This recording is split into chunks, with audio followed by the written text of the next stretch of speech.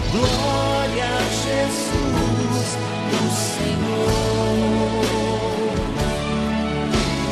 Glória para sempre ao seu nome. Honra e louvor por suas maravilhas, de tudo que respira, louve a Deus. Olá, está no ar o programa Oitavo Dia pela TV Canção Nova. Seja muito bem-vindo, você que nos acompanha todas as semanas. Hoje nós temos uma proposta especial para você. Nós vamos começar uma nova série, né, Padre Paulo? Vamos começar aqui, para as pessoas que nos acompanham, a série sobre os sacramentos da Igreja Católica.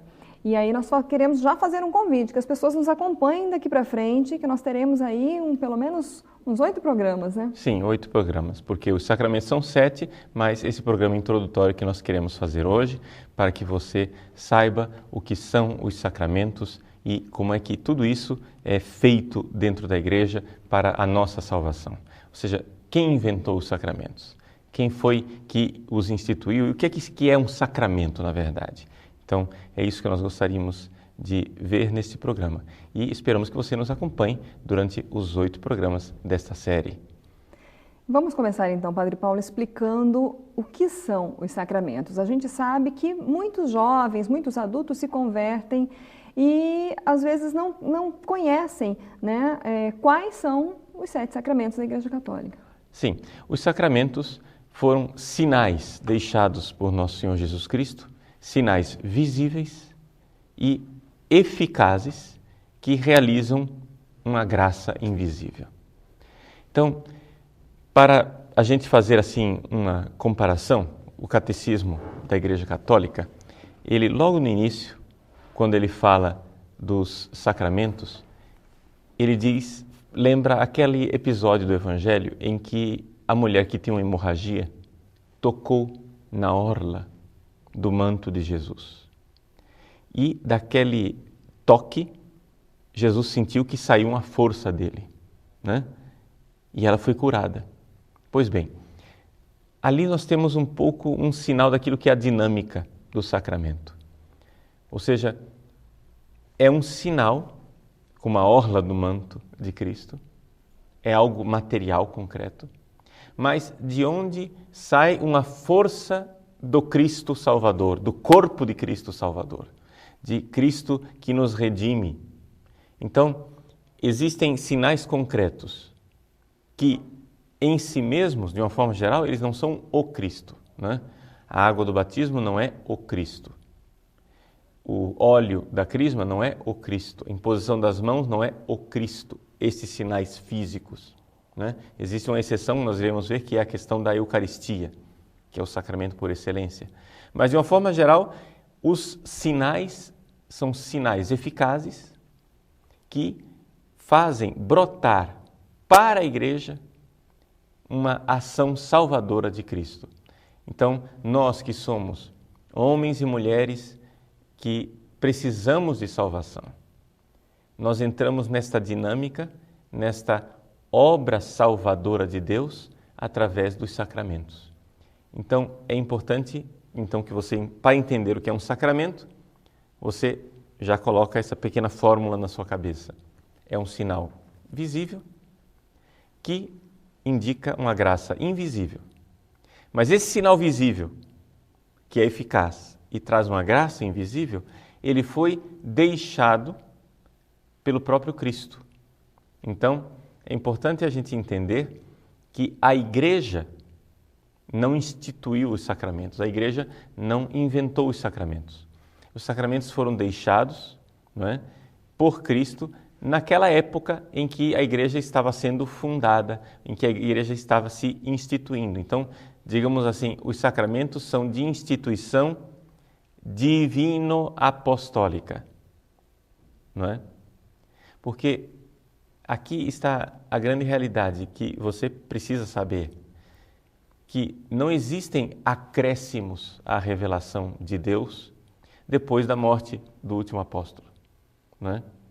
Jesus veio ao mundo, ele fez sinais, deixou o Espírito Santo em Pentecostes, ele enviou o Espírito Santo, E os apóstolos ficaram encarregados, então, de implantar a igreja. Com a morte do último apóstolo, nós cremos que terminou o tempo da revelação. Portanto, não haverá uma outra manifestação, uma outra revelação de Cristo publicamente, senão a última, quando Ele vier no fim dos tempos. Então, é importante a gente saber disso. Porque tem algumas pessoas que acham que os sacramentos são invenção da igreja. Então, assim como, a igreja inventou o sacramento da Eucaristia com o pão e o vinho, que nós poderíamos adaptar à cultura da nossa época e dizer, vamos fazer a Eucaristia com Coca-Cola e batata frita, né? Que são situações que nós conhecemos que já houve, né, Padre Paulo? Exato. Dentro disso que o senhor ainda está explicando, interrompendo um pouquinho, as pessoas elas têm essa dúvida com relação à instituição. O senhor disse que a igreja não instituiu os sacramentos, mas houve algum momento em que a igreja proclamou e disse, estes são os sacramentos da igreja, ou isso veio com a história? O que aconteceu é o seguinte, é que no início, não é, em que nós estávamos ainda na fase da revelação, em que os apóstolos ainda estavam vivos, não é? Os sacramentos foram ficando cada vez mais claros quais eram esses sacramentos deixados por Cristo e implantados pelos apóstolos. Quando morreu o último apóstolo, a igreja continuou fazendo aquilo que ela aprendeu dos apóstolos e continuou a viver, e não havia muita controvérsias. O que aconteceu é que, durante a Idade Média, se começou a questionar quais eram os sacramentos deixados por Cristo e quais eram outros sinais que tinham sido colocados pela igreja.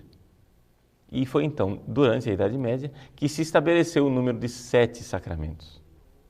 Não é? Ou seja, são 7 os sacramentos, e são 7 porque é a forma como a igreja quis contá-los. Não é? Por exemplo, batismo e confirmação. São 2 sacramentos diferentes. Mas a igreja poderia ter contado de um outro jeito. E contar batismo e confirmação como se fossem 2 partes de um único sacramento. Não é?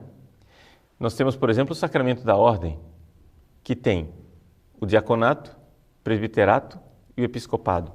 A igreja resolveu contar esses 3 como uma coisa só. Então, por isso, o número é 7. Então, nas controvérsias da Idade Média, a igreja estabeleceu o número de 7, contando os sacramentos assim, batismo, confirmação e Eucaristia. Estes são os 3 sacramentos básicos da iniciação cristã. Se você recebe esses 3 sacramentos, você já foi iniciado, você é cristão plenamente. Se você não recebeu ainda o batismo, a confirmação e a Eucaristia, tem alguma coisa faltando, não é? Depois, temos os sacramentos da cura, a cura da alma e a cura do corpo, não é? A cura da alma é a confissão, ou reconciliação, penitência. E a cura do corpo, a unção dos enfermos, ou extrema unção. E depois, outros 2 sacramentos que são de estado de vida, poderíamos dizer assim, que é a ordem e o matrimônio.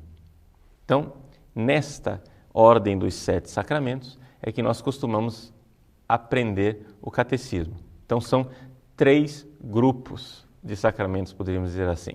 Os os sacramentos de iniciação, batismo, confirmação e Eucaristia, os sacramentos da cura, confissão e unção dos enfermos, e os sacramentos de estado de vida, que são a ordem e o matrimônio. Não é? Esses são os 7. E nós os contamos assim. Claro que Jesus não deixou essa conta feita. Né? Essa numeração de 7 surgiu a partir das controvérsias em que a igreja tinha que expressar com maior clareza o que é que tinha sido deixado por Jesus e o que é que não tinha sido deixado por Jesus. Não é? Então, por exemplo, para pegar sacramentais como a água benta, não é? Jesus deixou a água benta ou não deixou a água benta? Foi instituição de Cristo ou não? Né? Então nós sabemos que a água benta não é um sacramento, é uma sacramental. Uma vela benta. Não é um sacramento, é um sacramental. Então a distinção entre sacramento e sacramental se dá nisto. Ou seja, de uma forma geral, o sacramental tem alguma coisa faltando para ser sacramento. No caso da vela, da água benta, não foram instituídos por Cristo. Tem um sinal visível que está lá, que tem uma certa eficácia, mas não foi instituído por Cristo. Enquanto, por exemplo, o exorcismo foi deixado por Cristo.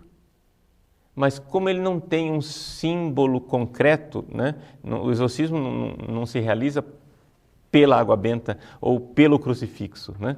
O exorcismo não tem um sinal concreto. Então, por isso, não é um sacramento, é um sacramental. Então, todas as vezes que a gente fala de sacramental, né, nós estamos falando de uma realidade que é semelhante a um sacramento, mas está faltando alguma coisa.